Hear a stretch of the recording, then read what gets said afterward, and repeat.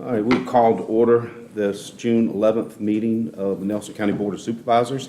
If you all will please rise and join us in a moment of silence, followed by the Pledge of Allegiance.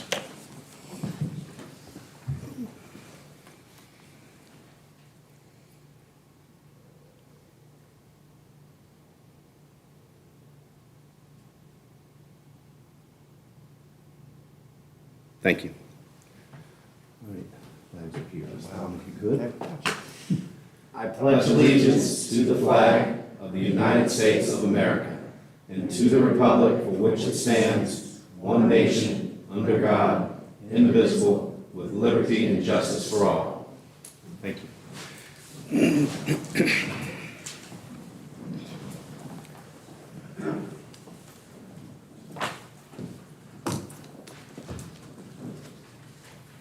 All right, first we will start with our public comments.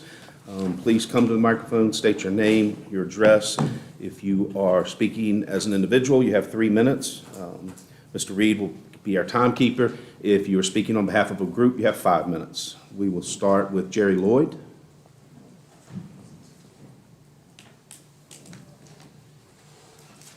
Jerry Lloyd, 9322 Rockfish Valley Highway, Afton, Virginia.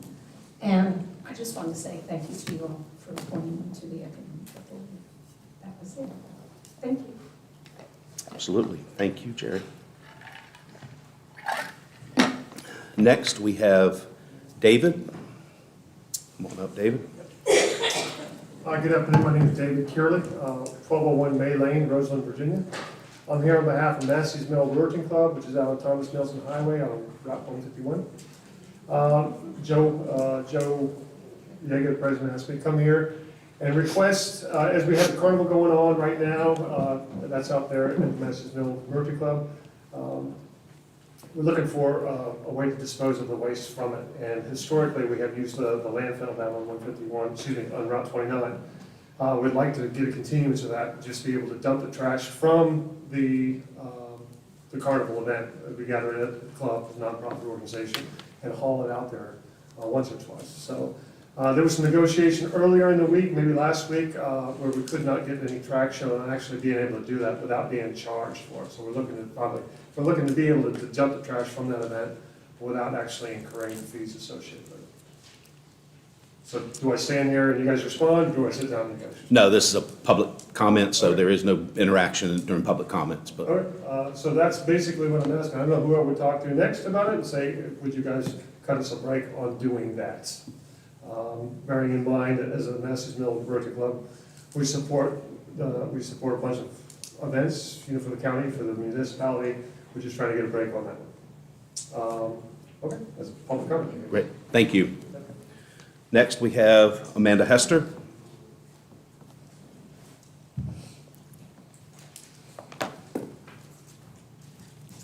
Good afternoon. My name is Amanda Hester, and I'm the proud superintendent of Nelson County Public Schools, here to share with you information about our budget, which is pertinent to the county's budget. At the public hearing last week, a community member stated that our per-pupil expenditure at NCPS is $30,000. This amount is not accurate. Our per-pupil expenditure is about $22,000, as most recently reported through the VDOE, and is inclusive of all the grants that we receive, which is not reflective of the money that is necessarily spent immediately, but of the total of the grant.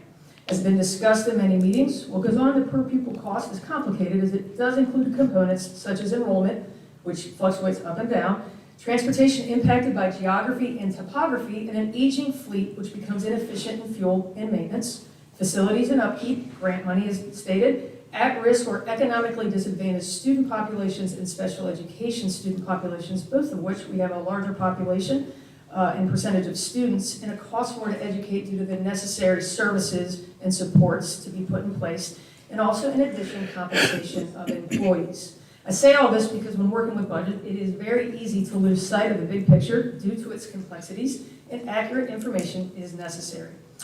Nelson County Public Schools provides a critical and necessary service as it supports our community's most valuable resource, our children. Furthermore, NCPS is one of the largest employers in Nelson County, and as with most budgets, the bulk of our budget is dedicated to our people through compensation. The reason for this is they are critical and necessary to the support of our students, school, and division, every single employee. The Local Composite Index, or LCI, has been mentioned several times. You, the Board of Supervisors, and we have highlighted the impact of the LCI on the budget during various school board and budget meetings, including the joint meeting with you all. The drastic increase in the LCI places us 16th in the state with the overall ratio, leading us to be the second highest in this increase for this year, second to Charles City.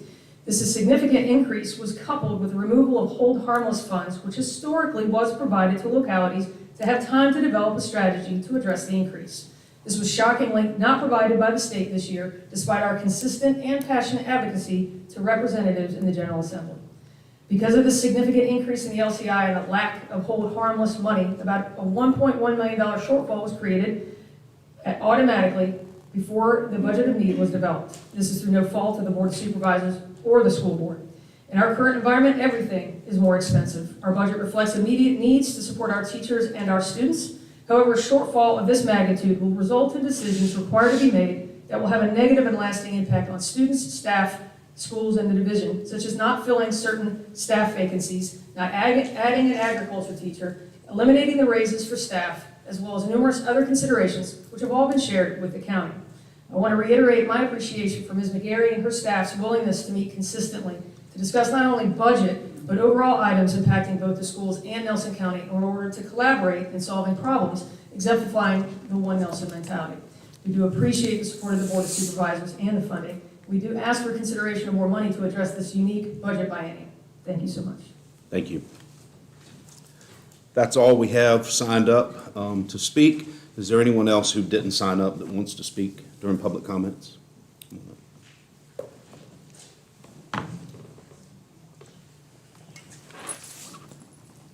Name and address. Jane Hoffman from Montebello. My address is 16406 Crabtree Falls Highway, Montebello. I'm here today speaking on behalf of the Keep Montebello Rural Coalition that you've heard about.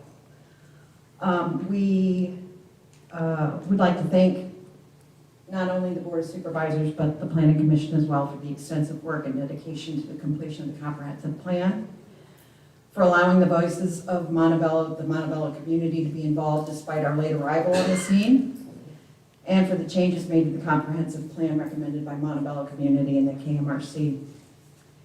We're thrilled to announce that we have submitted an agricultural forestal district submission within Montebello, the Forest Mountain District, that includes 1,530 acres within the core area and a total of over 2,000 acres. And very simply, we'd like to remind the Board of Supervisors that the KMRC requested at the March 20th Comprehensive Plan public hearing that the Nelson County Board of Supervisors put a hold on all major site plans and special use permits for significant development within the Montebello area, such as subdivisions, groups of cabins, event venues, golf courses, etc., until the anticipated zoning revisions are finalized. Thank you. Thank you. Anyone else? If not, we will close the public comment section. Move on to the consent agenda. Is there anything that needs to be pulled out separately? If not, I will entertain a motion. We approve the consent agenda as presented. Mr. Chairman, I move that we approve the consent agenda as presented. I'll second. We have a motion and a second. All those in favor signify by saying aye. Aye. Chair votes aye. All right, we are approved on the consent agenda. Next, we have presentations. VDOT report, Mr. Brown, come on down. Thank you, Chairman. Good morning. Good to be here. I don't have a whole lot to report on. We're closing out our fiscal year, so we're kind of winding down and kind of hold the line on some expenditures, but we're still out there working some. We are doing some mowing, 4-lane and 2-lane. I think we have already mowed much of this, I guess the southern end of 29 in preparation for some festivals that are going to take place down there next week, I think it is. So we've got that done. I think, Mr. Reed, I think I've gotten you all the information that you asked for, if I'm not mistaken. Okay, and I don't know. So think y'all were interested in asking me the question at last meeting, or maybe it was during the public hearing, how many miles of unpaved road we had left in Nelson County. And the best number that I could find was we have 116 miles of unpaved road left in Nelson County. Out of approximately how many? Why would you ask me? I'm sorry. I say, I don't know. It's a lot. I didn't- mean, Yeah, I mean, it's probably 500 or 600 miles. yeah. At least, in Nelson County, of secondary roads. And you pay maybe 5 to 10 a year, We get between 4 and 5 a year. 4 or 5 a year, So, another 30 years. yeah. Another 30 years. But, other than that, I don't have a whole lot, I think, to report. We do have a new maintenance superintendent at Shipman Area Headquarters, David, name is David Beasley. I think he's gonna work out good there.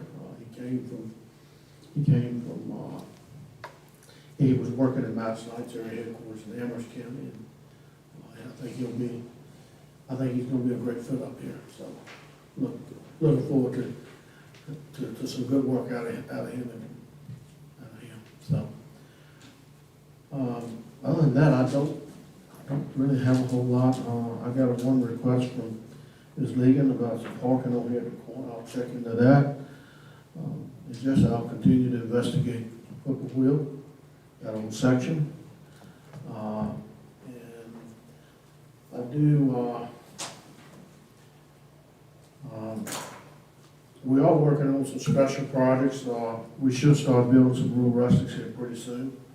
We haven't really had the resources to get onto those, but that should be coming up pretty soon. And Davis Creek is the first project that we'll do this year.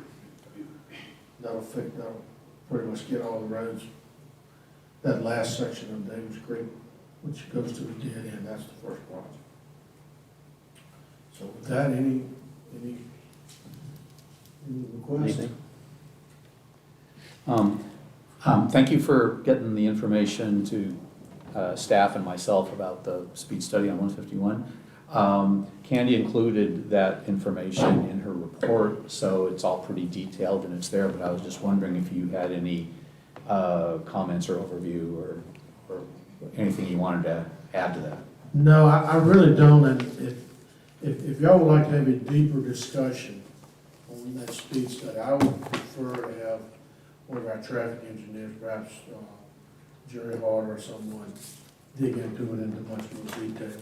But I'm good at doing the overall highlights, but when you get into what it really means, I'm probably not the person, but I'll be glad to facilitate that.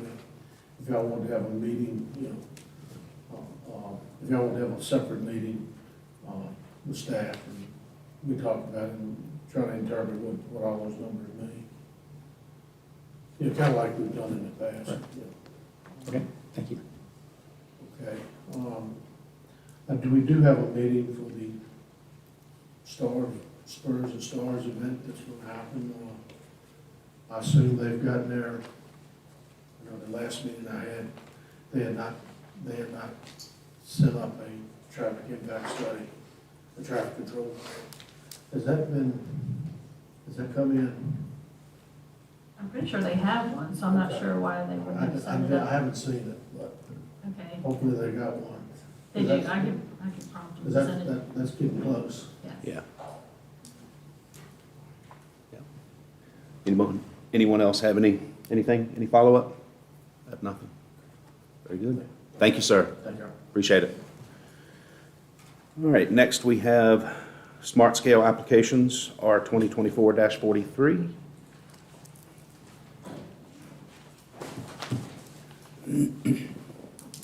Good afternoon, Board. My name is Carson Eckhart. I'm the Transportation Planner for the VDOT Lynchburg District.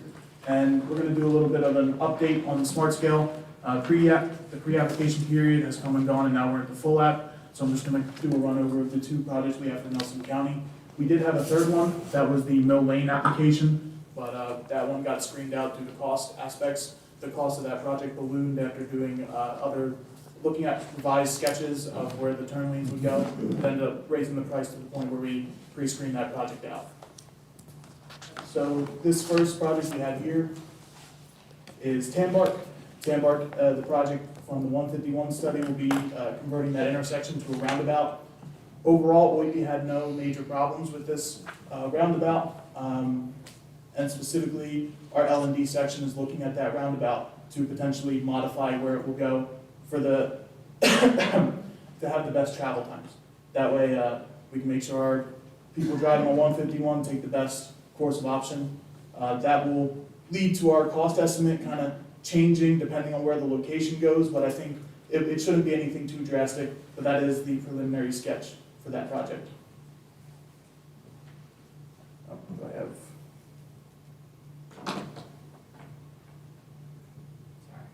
It's okay. And that is the preliminary cost estimate for the project. Currently sitting at 9 million, but that might change, give or take, depending on the location of the roundabout, wherever it's moved, and if it has to be regraded at all. And that project, this second project is Rockfish Valley. This project is a little bit of a battle with OIP due to the fact that there is no V-Trans need at that intersection. There's one about half a mile up the corridor, but it's out of the limit of that intersection. So because of that, it has a potential for it to be screened out. But we're battling with OIP for this project. We really want it to be fully funded. It is the preferred alternative for that intersection. So because it's the preferred alternative, Rick and myself, we believe that it should trump the need for V-Trans. As you all know, it's a very seasonally very heavy corridor due to the seasonal events that are run on Rockfish.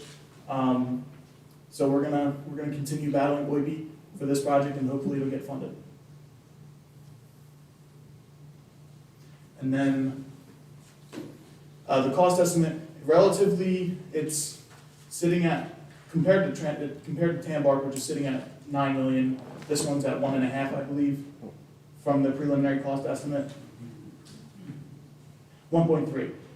That is preliminary, so it is subject to change, but it is very, compared to Tambark, it is just turn lanes on Rockfish and 151. And are there any questions on these two projects? Anybody have any questions? Not. And I believe, yeah, we do have to vote on the resolution of support for this, for these two projects. We already got the TJPDC to sign off on these two projects, so we have the PDC support, and then we need the county support for this project. Very good. Anyone have any questions? If not, I will entertain a motion for approval of Resolution R 2024-43. Mr. Chairman, I'd like to move that we adopt Resolution R 2024-43, Nelson County Board of Supervisors resolution endorsing the submission of smart scale HB2 applications requesting transportation funding. All right, we have a motion. Do we have a second? I'll second. Any discussion? Hearing none, we'll have a roll call vote. Mr. Rutherford? Yes. Dr. Lee? Yes. Mr. Reed? Yes. Mr. Park? Yes. Very good. Thank you so much for your time. Thank you.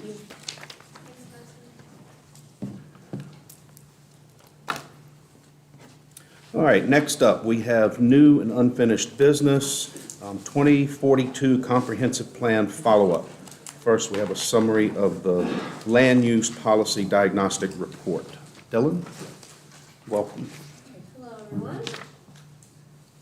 So as part of our current contract with the Berkeley Group, a diagnostic report of our zoning and subdivision ordinances was developed to assess compliance with Virginia State Code and provide recommendations for consistency with our newly adopted comprehensive plan.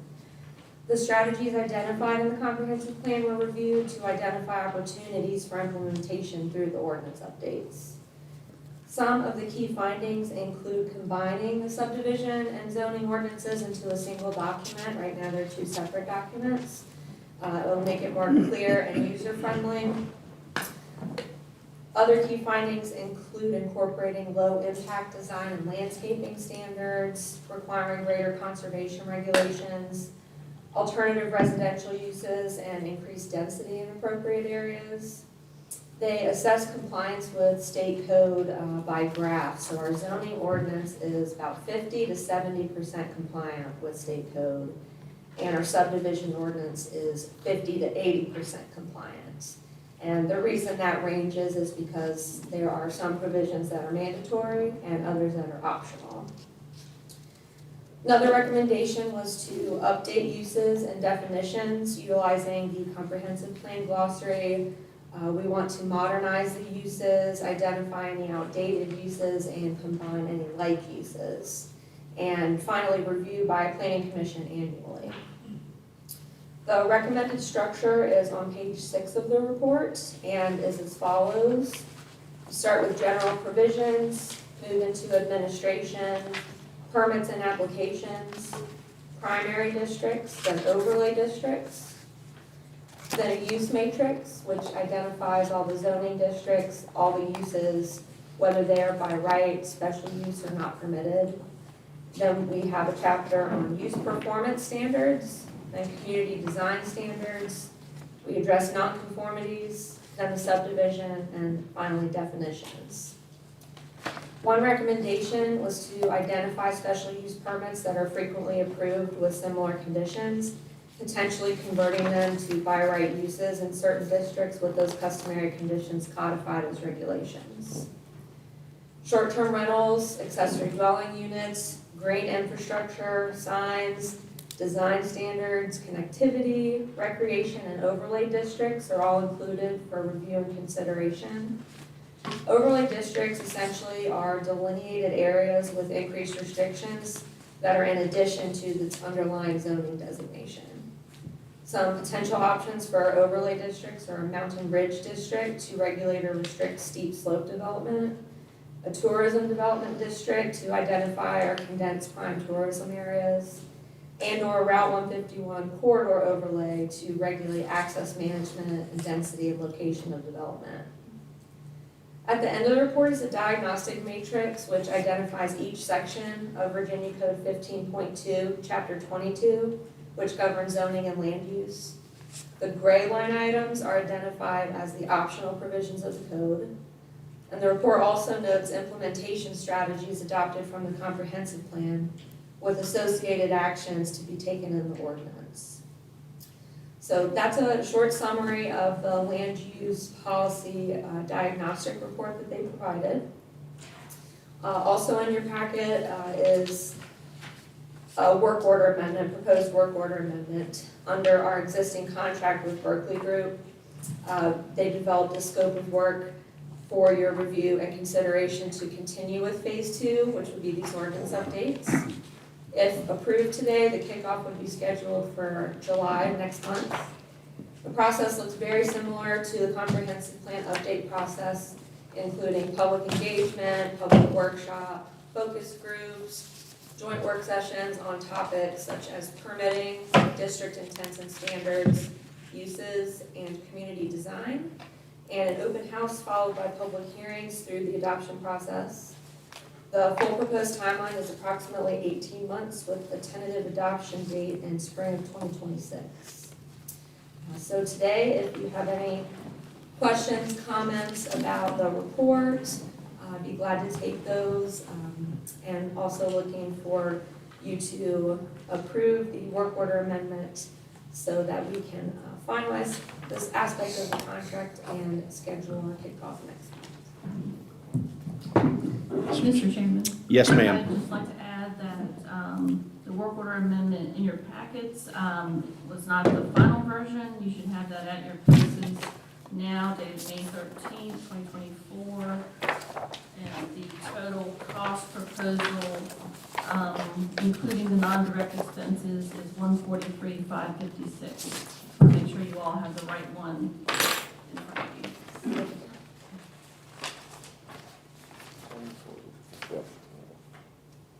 Yeah. All right, any questions for Dylan? How many public hearings are we counting on? Similar to the comprehensive plan? 6 to 12 of them? So joint work sessions? Not joint works, I'm talking about public engagement. So we will be able to utilize some of the public engagement from the comprehensive. Because it would be plan redundant process. anyway, yeah. Right, so some of it will be a little different. We likely won't do a survey. This part of it is a lot more technical, Mhm. so. Sure. I got you. No, I understand. Well, and the whole premise of doing the comprehensive plan was to be the precipice to doing what we're doing here, and that's updating zoning. So, you know, I feel like Nelson County's done a good job in constantly echoing that, please, because we're gonna do this next, so. 4 years just about, is what it'll take. Yep. Any other questions for Dylan? I assume like before, optional services are things we can add on later if we decide that some of them might be necessary. Yes, that's correct. Okay. I just had one to ask you about. All of them were pretty obvious with the exception of mapping support. Do you see an opportunity for them to offer some, some services there that we won't be able to do in-house? So the mapping support is actually more about phase 3. So once we get through the zoning and subdivision ordinance updates, then actually the next phase we're gonna wanna look at our actual zoning map in the county. So this optional service is, should we decide to do another work order amendment in the future, if we want to continue to work with Berkeley Group after that process, we would start phase 3 of the zoning mapping. So they would look at existing zoning, make recommendations, and that is a whole other very large and intensive process. When you are looking at rezoning property, establishing overlay districts. So that'll be a phase 3 item. So similarly to how we had in our first contract, the optional provision to do the zoning and subdivision Yes. ordinances, it's the same thing. It'll be a future optional provision to complete the mapping part. If that makes sense. Right, and of course, they're not, TBD means, who knows? So the mapping, that would just be, essentially, we'd be redrawing the county's zoning. If that is how the board wants to continue to proceed to align the comprehensive plan, the ordinances, and the. Seems I mean- seems to be fairly critical, but I just have I mean, no idea. We haven't redrawn since the 70s, right? Right. Right? That's my. Because I mean, understanding. After Mountain Road is a great example of badly drawn zoning at this point. You got half of it R1, half of it agricultural. Yeah, I think a lot of the original zoning was intended so that along the roadway, it's zoned R1 residential, but you still have agricultural zoning in the back, so you'd still be permitted to have agricultural uses in that portion, not up next to the road. Yeah. And I believe in 2000 sometime, there may have been some zoning work done, maybe near Beech Grove. But that, yeah, not for at least probably 15 to 20 years. I mean, in the context of today's households, it's changed. I mean, there's a lot of R1 that's being farmed. I'm not saying that it shouldn't, I think it should be able to be done that way, but, Right. yeah. I mean, I'd like to see us consider that. Yeah, so I guess in addition to what we might be approving today, that would probably be, you would count that phase 3, we would deal with Right that after at some zoning. future point. Any other services besides mapping that phase 2 doesn't cover that we might want to do? Is it all the TBDs, or you tell me? I think this is a good start because at any point, we can do a work order amendment and add any of these Yeah. services. What is adopted for the scope of work, we're on the hook for. So we toned it down a little bit so that if we want to add more items in throughout the process, if the need arises, then we can do it that way. But basically, when we're done with phase 2, we could say mapping is the final. Right, that's Piece. the kind of final step in the trilogy. Will that have to go through, that will have to go through the same Oh, yes. 18-month process that we've just, I'm not sure about the timeline for it, but we would develop a new scope of work. So I'm not sure what the timeline looks like for a mapping phase. But we can get an estimate from them. Do it. Any other questions? What's the pleasure of the board?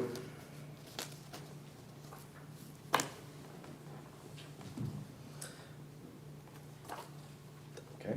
The proper motion would just be approving the work order? Yes, as presented, May 13th, 2024, in the amount of $143,556. Mr. Chairman, I move that we approve the conference plan update and recommendations for zoning and subdivision work order with the Berkeley Group, with the total being $143,556. We have a motion. Do we have a second? I'll second. Any further discussion? Hearing none, we'll have a roll call vote. Mr. Rutherford? Yes. Dr. Liddy? Yes. Mr. Reed? Yes. Mr. Park? Yes. This will be over the next couple of fiscal years. Yeah, 2 fiscal years. Thank you very much. Absolutely. Thank Another you. project.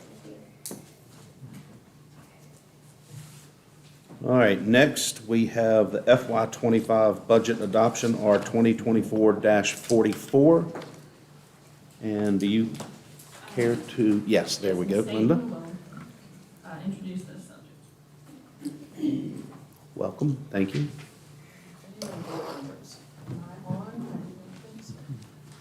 Green light, It is now. there you go. Good afternoon, board members and chairperson. And I just want to go over the adoption resolution for the 2024 and 2025 FY time period for adopting our fiscal year budget. That'll be for July 1st, 2024 through June 30th of 2025. Whereas pursuant to the applicable provisions of Chapter 25, Budgets, Audits, and Reports of Title 15.2 of the Code of Virginia, 1950, the Board of Supervisors of Nelson County, Virginia has prepared a budget for informative and fiscal planning purposes only and has established tax rates as applicable for the fiscal year 2024-25, again, July 1st of 2024 through June 30th of 2025. And whereas the completed fiscal year 2024-25 budget is an itemized and classified plan of all contemplated expenditures and all estimated revenues and borrowing, and whereas the Board of Supervisors has published a synopsis of the budget, giving notice of public hearing in a newspaper having generated general circulation in Nelson County, and subsequent thereto, convened a public hearing on the fiscal year 2024-25 budget on June 4th, 2024. Now therefore be it resolved by the Board of Supervisors of Nelson County, Virginia, that the fiscal year 2024-25 budget be hereby adopted in the total amount, all funds and revenues and expenditures of $98,588,140. This is different from what was published in the newspaper. The newspaper amount is $95,076,905. The difference is $511,235.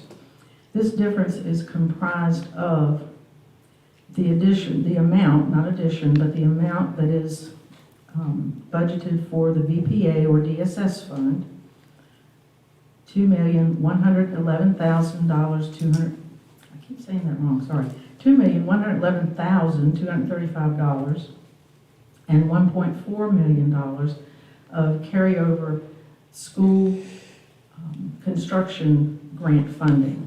And this is all explained in point 1 underneath the itemized budget numbers there. The general fund includes $128,138 in COVID-19 stimulus funding. This is carried over from actually FY22. And $25,041,291 in local funding, which is transferred to. And this transfer that will come from the general fund will be supporting $100,000 in the reassessment fund, a debt service fund transfer of a total of $3,325,284. That is comprised of $2,028,105 for debt service actual costs in FY25 and $1,297,179 in reserve funds.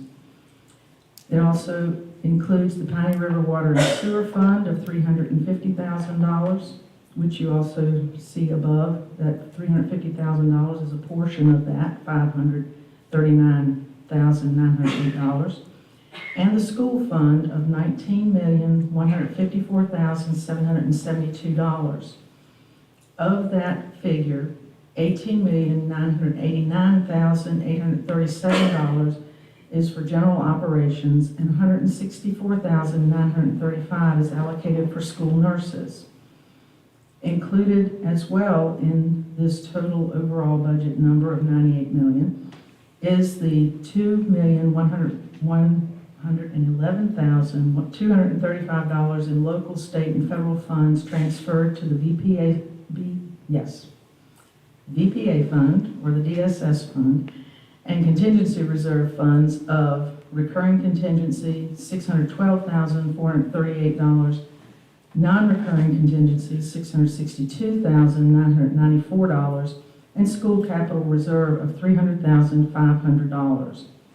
Initial capital funding for the high school renovation project at $2,456,071, and the DSS building project of $1,656,071 are also included in the capital fund. The school fund includes a transfer of $229,001 to the textbook fund. In other words, that $229,000 is coming out of the school fund budget itself, going into the textbook fund.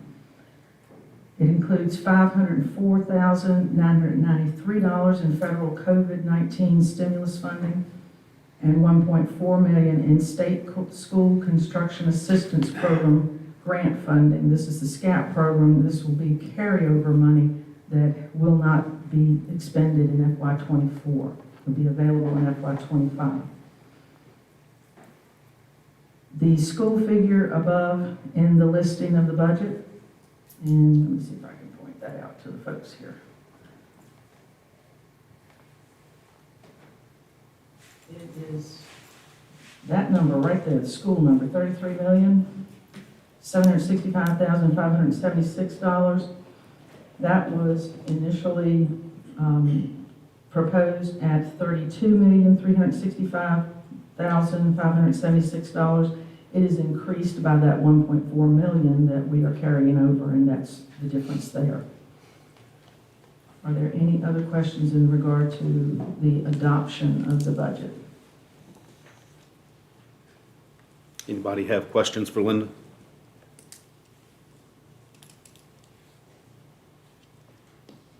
Thank you.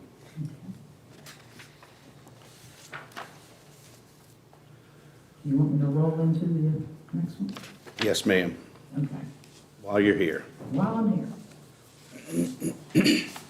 So the Code of Virginia states that we have to wait at least 7 days after the public hearing in order to actually adopt a budget.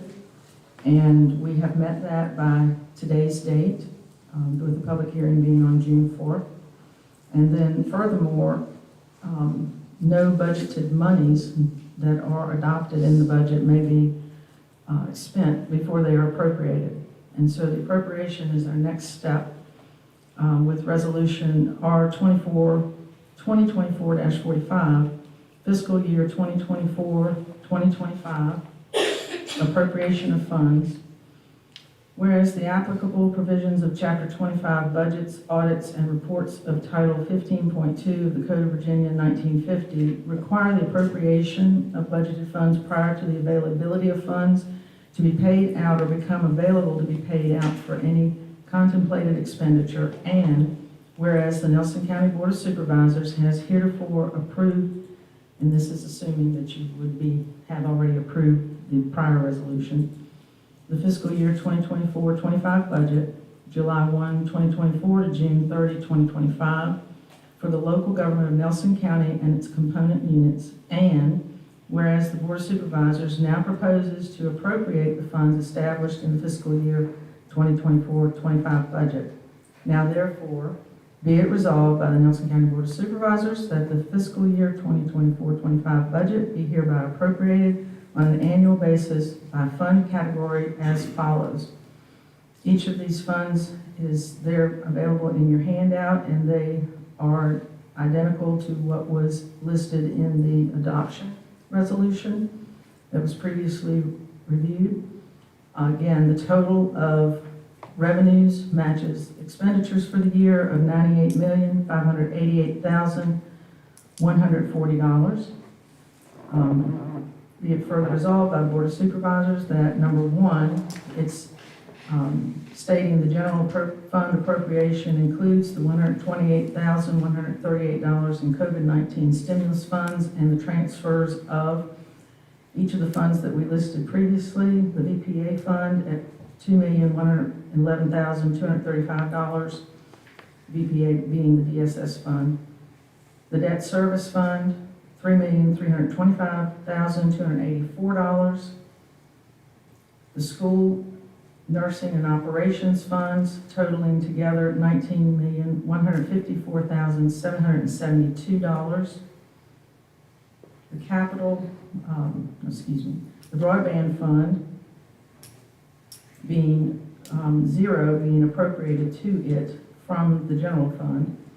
The capital, the broadband fund itself is $276,138. $100,000 to the reassessment fund, $350,000 to the Piney River Water and Sewer Fund.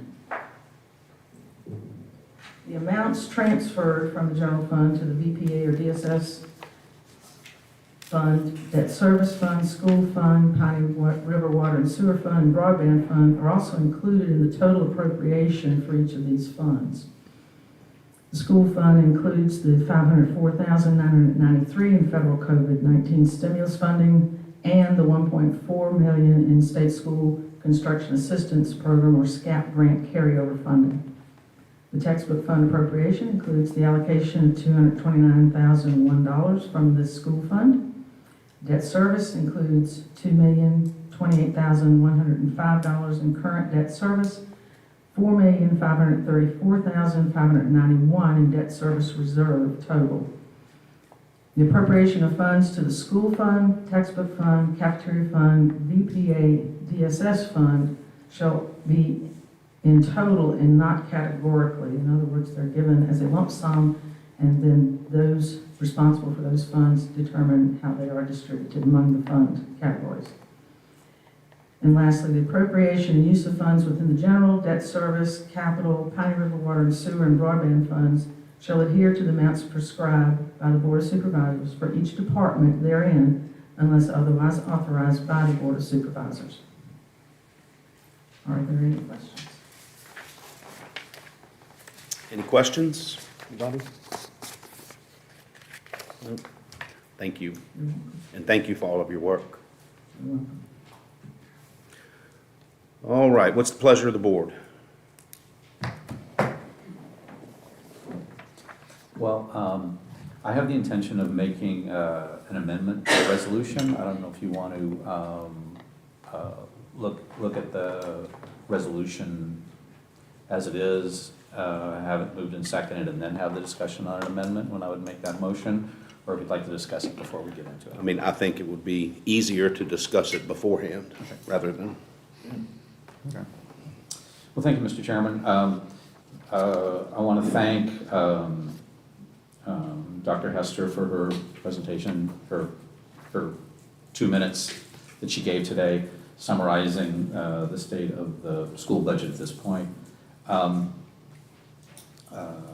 Since we started talking about this, we've all been painfully aware of the balancing act that we have with revenues and expenditures, and the 8 ball that our schools are put behind, partially because of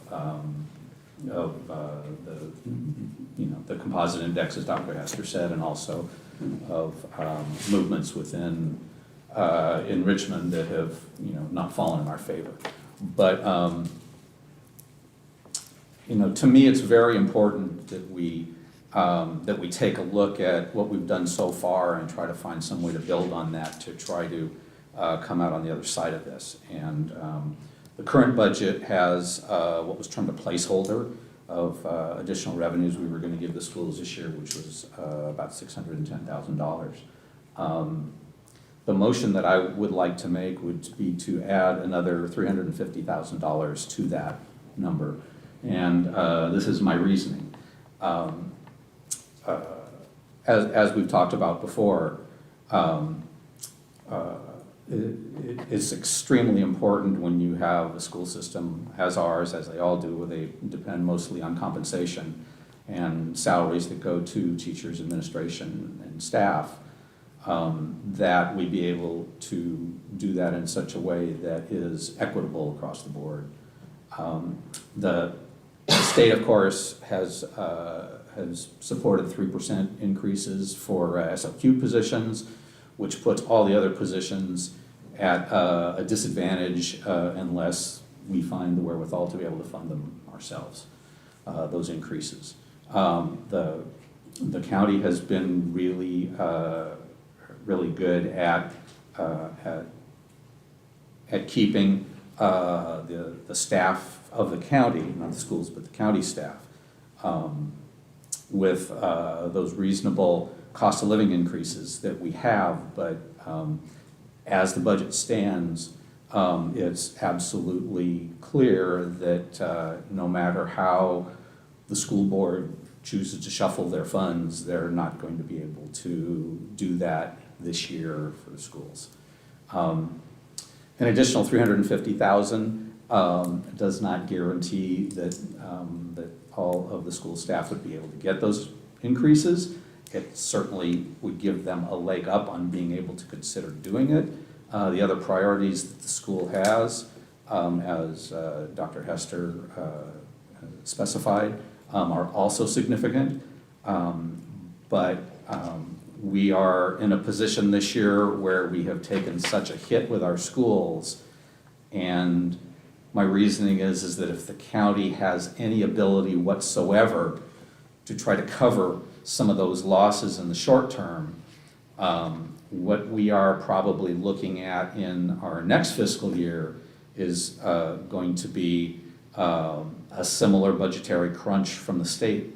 But we may have an opportunity with reassessments to be able to do a little more for the schools than we anticipate that we can do this year. So looking at that, it seems to me that if we were able to build a stepping stone to next year, on behalf of the schools, it would go far to demonstrating to the school staff that we are committed to making sure that the school staff has equitable pay raises across the board, comparable to the rest of the county, and that our board is serious about trying to resolve the problems that we have with school funding going forward in ways that can benefit the county and the schools together. So and of course the flip side to wanting to add $350,000 to the school fund means that it has to come from someplace. And I had some preliminary discussions with Ms. McGarry about ways that we might be able to do that. One of them would be to perhaps take half of it from our recurring and half from our non-recurring contingency reserves. It would put both of them just around the $500,000 each, give or take, depending on which one you're talking about, which is kind of the benchmark that we've looked at for contingency reserves in the past. I think that is reasonable, and I think it's something that we certainly can do with sufficient contingencies to deal with what might be coming at us later on in the fiscal year. The other possibility would be to leave those the way they are and perhaps take it out of the general fund. Again, something that we could do, but I think that if there is some support on the board for taking this step, it then would make sense to talk about, where the revenues might come from. So that's going to be my presentation to y'all, and I hope that I can find some sympathy on the board to make that happen. All right, any other comments from board members? And just some simple math, adding the contingencies together, it would leave an average of $462,716 per contingency if you just did it in half. I know that's not an accurate number, but it's close, about 462 each. Mr. Chairman, I echo, this has been a long-standing tradition of the board, is putting any recurring expenses need to be coming out of recurring funds. As we all know, it's a bad habit to utilize not necessarily stagnant monies, but monies that aren't necessarily a recurring thing every year over year, as we know, to use recurring expenses for it. So if this motion has come forward, I just don't think we should be utilizing non-recurring funds for that. In any state of the being, but at the same time, I don't want to see us losing too much of our $500,000 recurring, which is also a pretty standard number we try to reach every year to have year over year. Those are just my only two concerns right now. Any other input? I would just like the board to remember that we have a lot of very expensive projects coming up in the next 5 to 10 years. And the school situation actually is going to be even worse next year with our LCI, and probably worse again the year after that. Just food for thought. So what's the pleasure of the board? I will entertain a motion one way or the other. Mr. Chairman, I move that we approve resolution R 2024-44 adoption of budget as presented. A second? All right, so we have a motion and a second to approve Resolution 2024-44 in the total amount of $98,588,140, correct? Correct. Okay. Any discussion?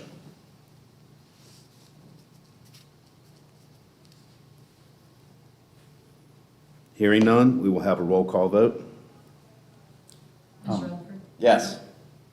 Before the roll call, I'd like to make an amendment. Since it's been motioned and seconded. Okay. I'd like to offer an amendment that we amend the amount of money that we have allocated in the budget towards the schools, an increase of $350,000, and a decrease in the general fund of $350,000 to balance that out. All right, we have an amendment proposed. Do we have a second?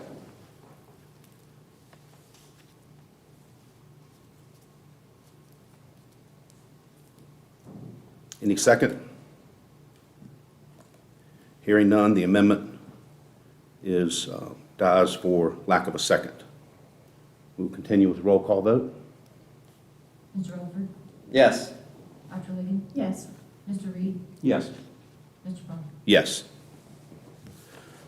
All right, next we will look at Resolution R 2024-45, fiscal year 2024-25 appropriation of funds that were just approved. Mr. Chairman, I move that we approve Resolution R 2024-45, fiscal year 2024-2025 appropriation of funds as presented. All right, we have a motion. Do we have a second? I'll second. Any discussion? Hearing none, we will have a roll call vote. Yes. Dr. Liddy? Yes. Mr. Reed? Yes. Mr. Brown? Yes. All right. Thank you all. Thank you all for your hard work, and it was a very difficult, busy budget season, but we got through, so thank you all for that. We discussed the trash. Oh, We'll get to that here Indirectives. down. Yeah. All right, next we have reports, county administrators report. Ms. McGarry?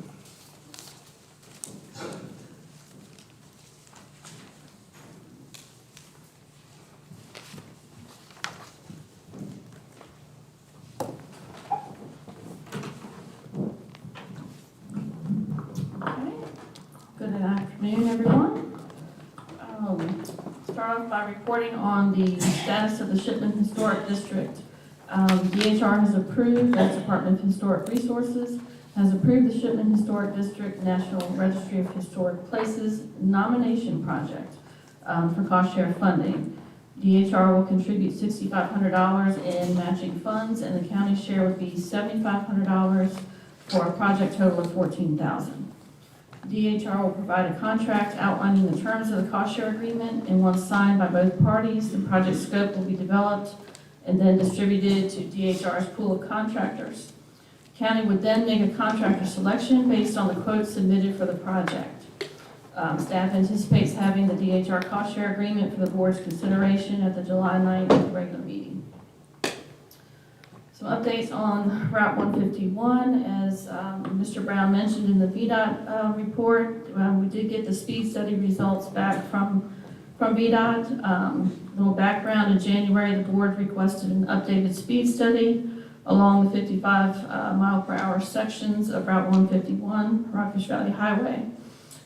This is between Route 664, Beech Grove Road, to the Nelson-Albemarle County line. And this was to determine if a single 45 mile per hour speed zone could be established over the entire 13.15 mile length. A comparative review of speed data was done that assessed whether there have been any significant changes in operating speeds since the most recent speed study within that 55 mile an hour speed zone from 0.31 miles north of Route 784, which is Blandweed Lane, to the Albemarle Nelson County line, which was conducted in 2016.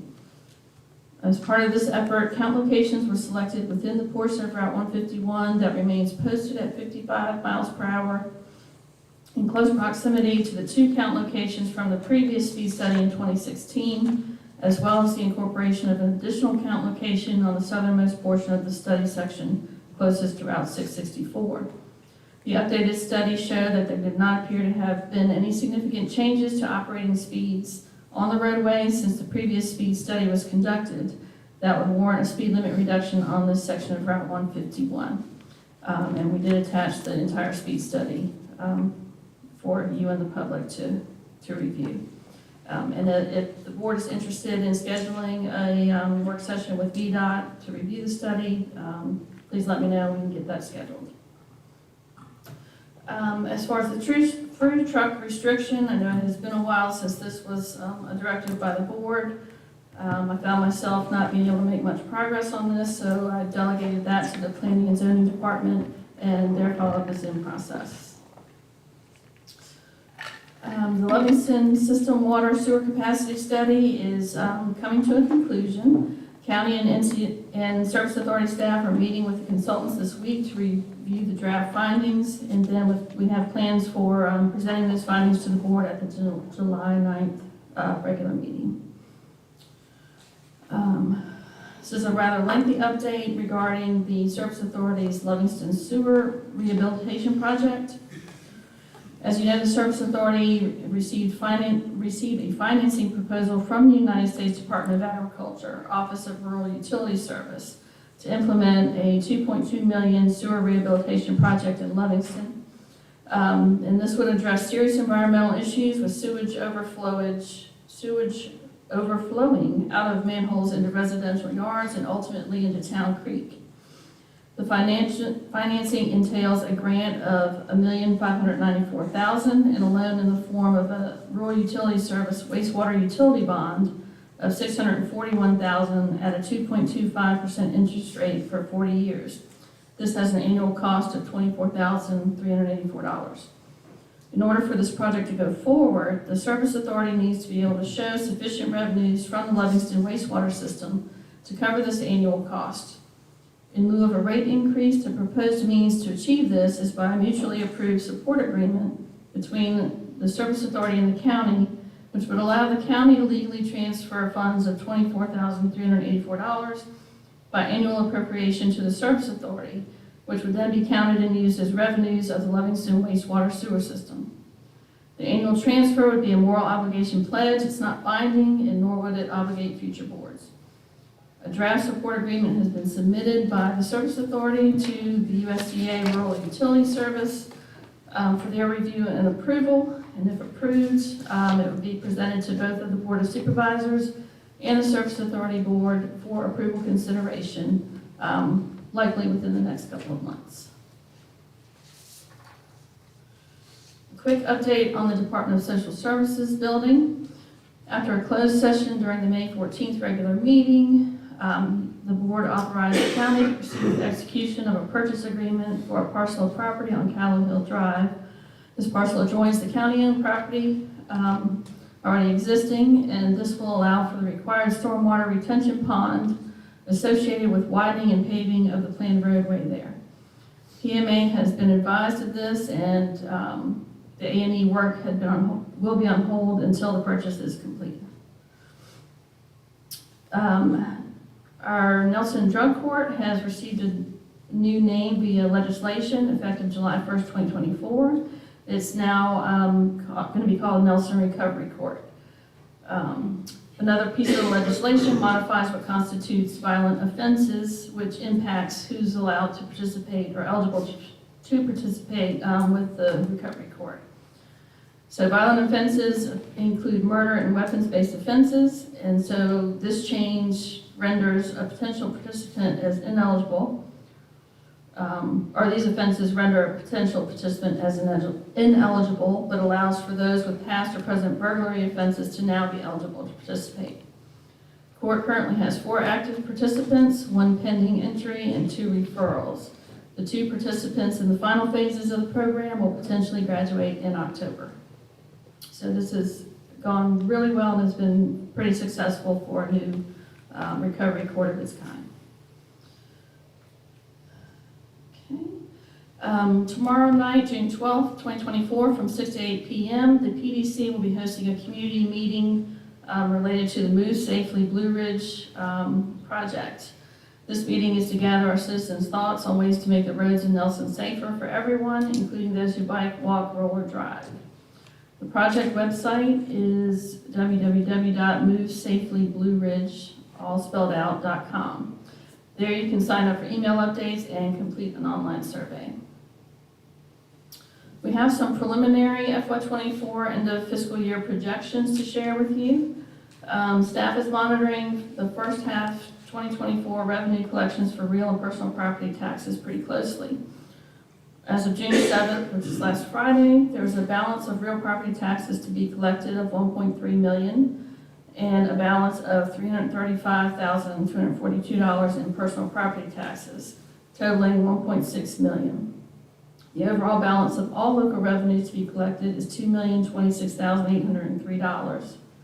The overall balance of $1,032,541 in state, federal, and other. This excludes the year-ending balance within the budget. These revenues are also expected to be collected in full. Collections for fiscal year 2024 will continue through July and August until our June accounting period is reconciled and closed.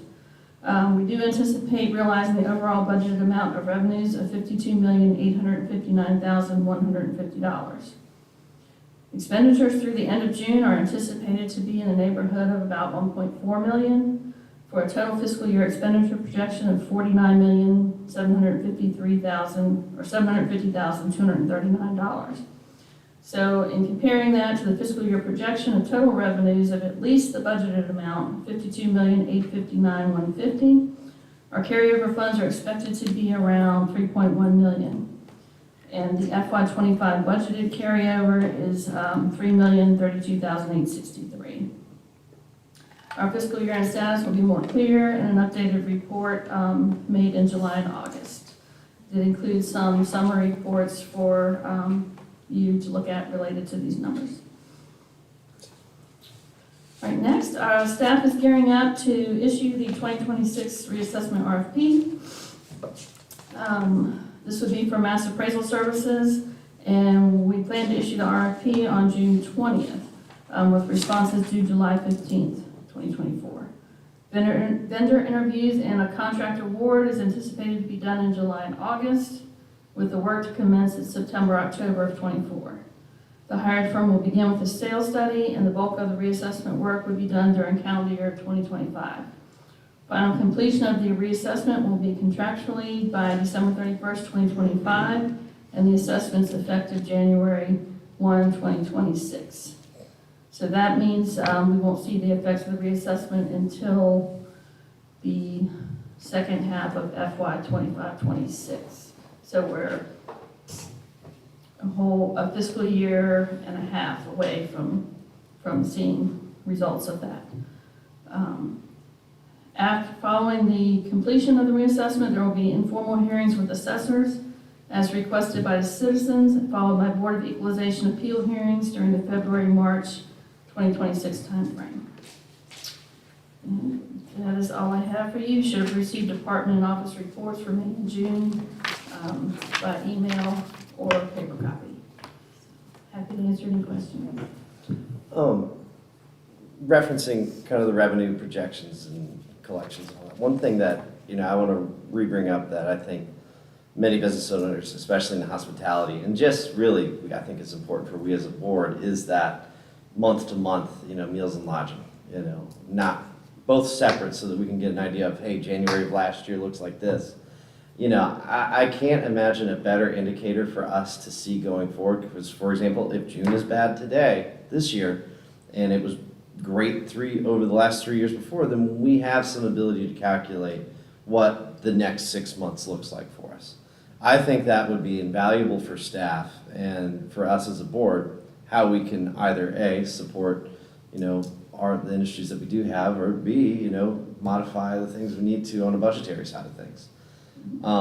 This has been a request we've made at the Commissioner of Revenue's office a couple times, and, if you would just give me each month over however amount of years you got, just last several, I could make the bar graph pretty easy. So just let me know. I do think this is something that would be good for the board and staff. I was gonna bring this up later, because in our minutes, you Yeah. had requested it, and we still have not Yeah. received it, so. Right. My understanding was that, I think the original request that Mr. Rutherford mentioned might have been the Commissioner of Revenue's office. I know we've had some sidebar Sure. conversations, and I've offered our staff to put that together for you. And, Yeah. now I think that we're through the budget process, we can probably accommodate that request a lot easier. Awesome.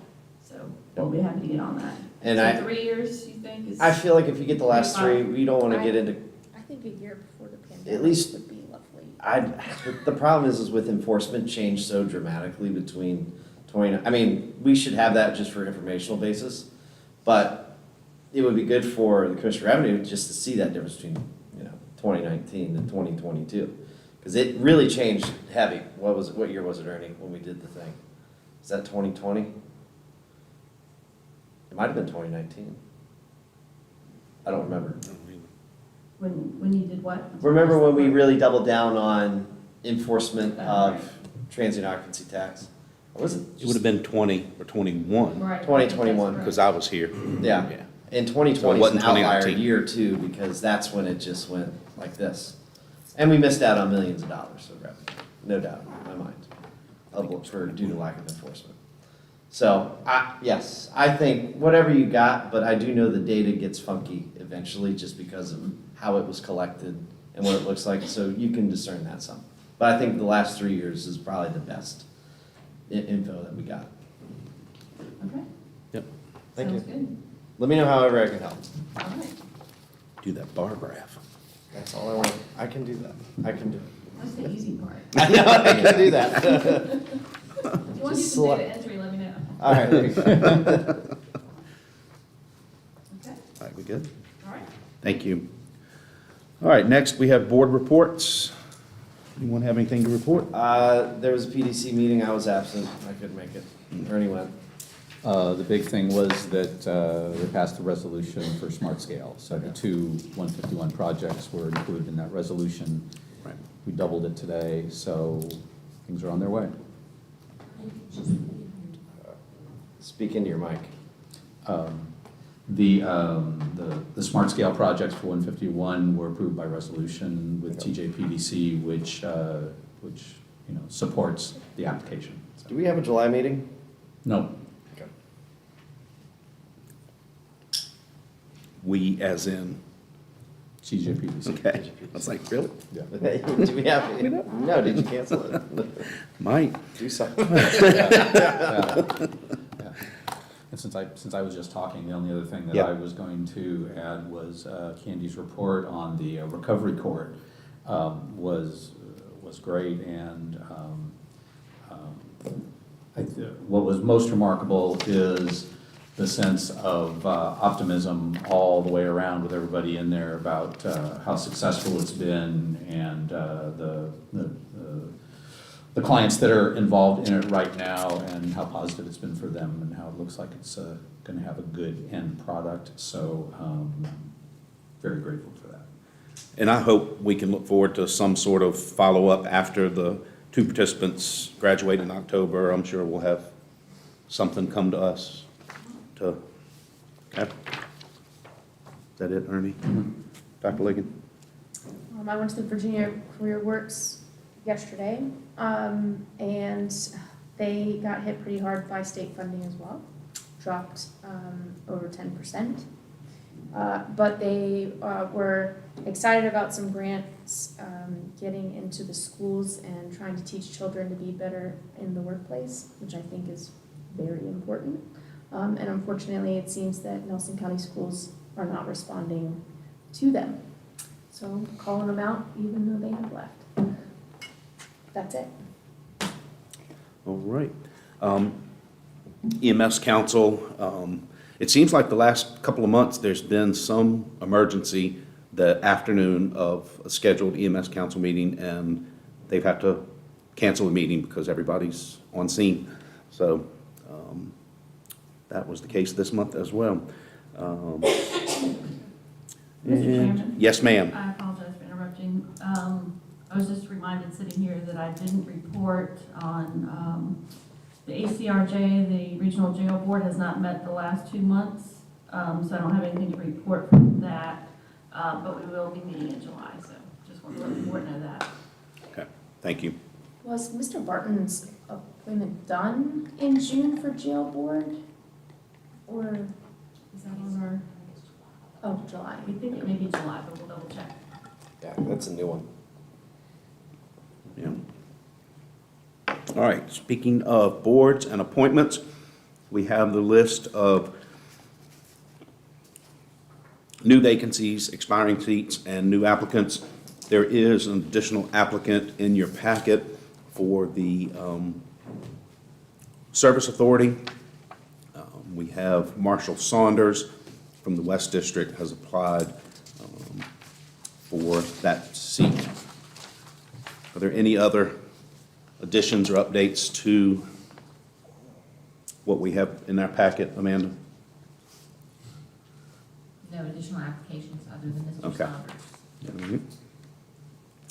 And do this by department.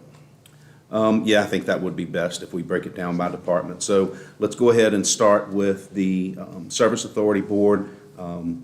We have South District, we have Sergio Sanchez, who is to be reappointed, and now we need to discuss the West District seat. David Height currently holds and has held for quite some time, and we have an additional applicant, Mr. Saunders. Any input from the board? I think wherever we can, in some of these boards, get a newer feel, newer taste, especially those who may have had some impact on the board, I think is good. Since one of these is your district, do you have a particular preference one way or the other? Well, I have for years, have been trying to reach out to the next generation of leaders in the county and trying to encourage some activity. And I was excited to see Marshall apply for this, and I think he would be good for the West District and good for the Service Authority. So I would support him in that position. And, you know,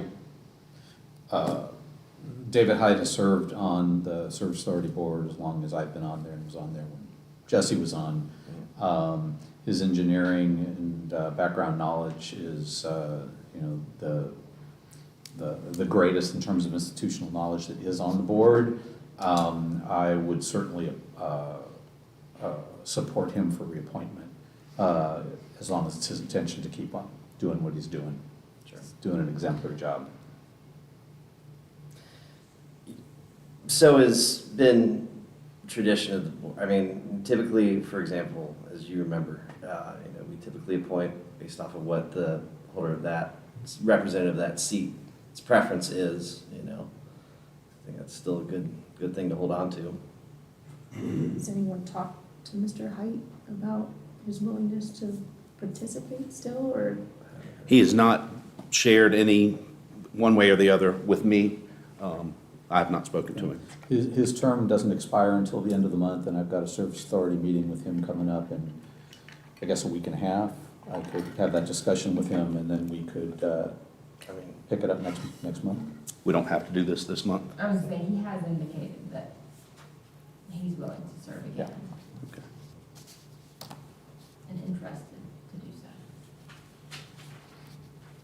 What's the pleasure of the board?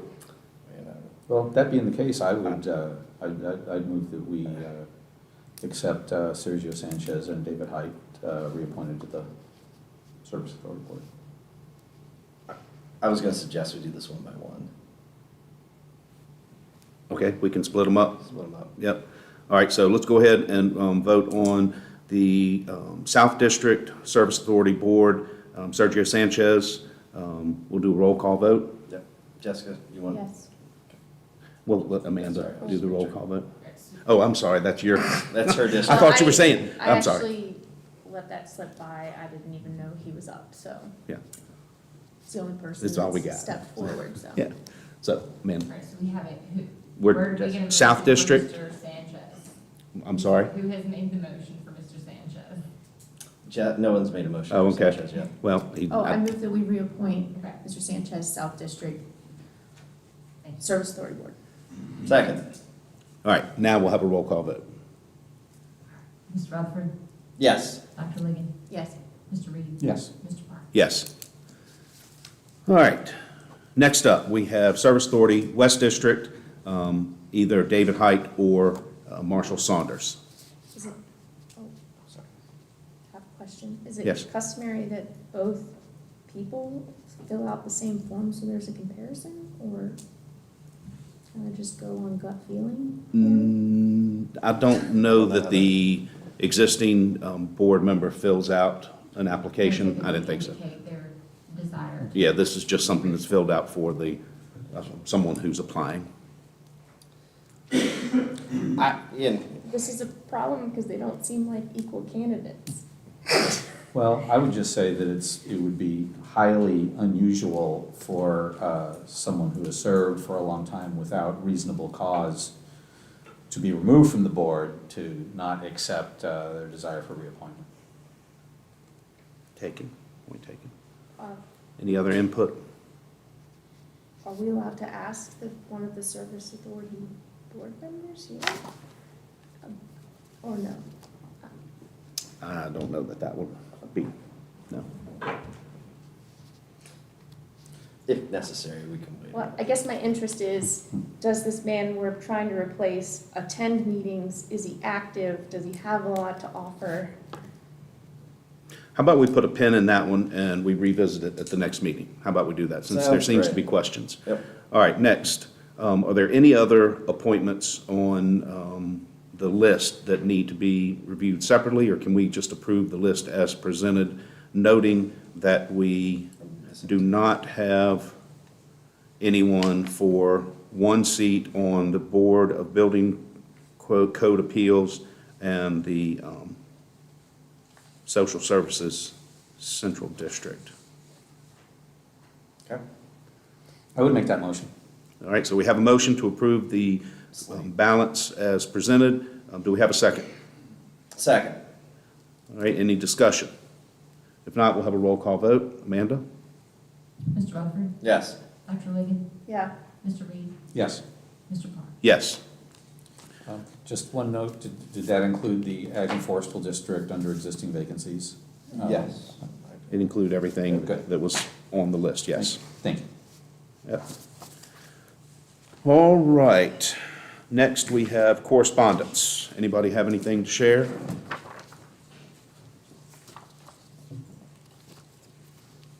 If not, I went to the Heritage Center and took a tour, and the positivity and excitement about the things that are going on, it was good. I'm excited. yeah, pretty infectious. Yes. Yeah. So, go team. Yep. All right, then moving on to directives. Mr. Chairman, do we want to address the Brewerton? Do you want to go ahead and do that? Yes, let's go ahead and revisit the request. Did you want to address that, Candy? Well, I'll just report to the board that this request had come to my office, and in speaking, not with speaking with Mr. Yeager directly, but more or less email correspondence, I did advise him that I was not prepared to approve the request because that had not been something that had been done before. And I felt like it would set a precedent. The money side of it is not particularly an issue. I think they may have estimated they would have 3 tons, which would amount to $165. But I just didn't want to set the precedent to, you know, for us to be relieving people of their obligation for tipping fees, you know, for every event that's going on in the county. So just want you to be aware of that they had come to me and I had responded in that manner. So Okay. it's certainly up to the board. I would say, I think that point is well taken. We have many, community activities and events throughout the county year after year after year. And it would be hard to parse out which ones are, which ones are worthy of having the tipping fees waived and which ones aren't. And would certainly take up maybe more time than we really want to do to have to deal with them all on on an individual basis.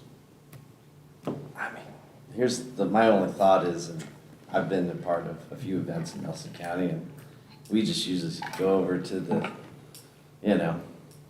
Massey's tell on Mill or yourself. Shipman or all that, and throw our few bags of trash in there, and that's free. I mean, you pay taxes, right? And ultimately that trash is gonna be going to Nelson County, and, maybe there is something to be talked about with those who are hosting events, is there, some qualifier, because it's a positive event that they put on over there. And, it's a big deal in historic for us, and I mean, supporting those things, us being able to support those things, because the reality is, if we say, hey, we're gonna give you $300 worth of tipping fees, that's gonna take care of all their trash needs. The reality is, like, they're not gonna produce much more than 10 tons worth of trash, if that, So in my mind, it is a little bit of it's a affordable, positive thing we can do for our community. I agree. For me, we are blessed to have so many groups like the Roten Club and other groups like them, the Lions and whoever's putting on an event. We've got something coming up this weekend at Rockfish with the truck pull and for FFA and all that. There are always events going on, and we're very fortunate to have that. I agree that we don't necessarily want to set a precedent for one group, and maybe this is something we need to revisit as a county, but I don't think we need to be setting precedent on one event and one organization. I also am a little reminded of when my kids were little and when mom said no and they went to dad and asked, and that really frustrated me as a parent. So I've kind of got that going on right now too. Mom said no. So there's a little bit of that right now. But I do think this is something we could revisit as a county. But for now, I'm a no. And this is in my district, and I grew up going to the carnival, when I was a little kid. My parents always, my dad was root and all that. I'm a no on this.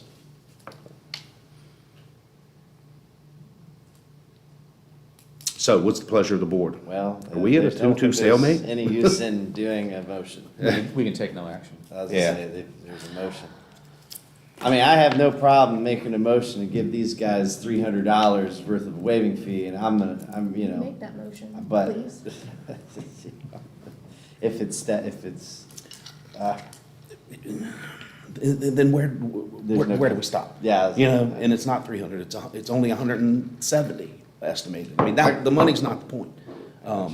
I just, I got $100 for you. Yeah. that'd me be too. good. I Y'all got have to make a 100 bucks donation. for you. There you go. There you go. That'll take care of your tipping fees. Sorry. Yeah, I do think if it's something the board wants to consider doing, that We we should develop some sort of as a policy policy, threshold exactly. that we can I agree abide by, 100%. So it's not a subjective decision Right. every time. I Yep, got you. that's my point exactly. Send me an Yep. invoice. Okay, any other directives from anybody? I just, Candy's recommendation of getting together a meeting with VDOT Yeah. on the traffic study would inform us about what we think our options are and what our, and how we might address it, and also let the public know what the results are. Would the board want to appoint two of you to participate, or would you rather have them come and speak with the board in session? I would have no problem with just two doing it. I think just two, Because as long as I get to be one of them. Mr. Chair, Yep, Mr. Chair and Ernie. I didn't just volunteer. I agreed to having two. I'll appoint somebody from the board, how about that? Yeah, all right. It really should be tight. I mean, I'm thinking, but he's not here, I don't want to appoint him, but he would be most should be impacted with his district, so that's what I was thinking. Any other directives?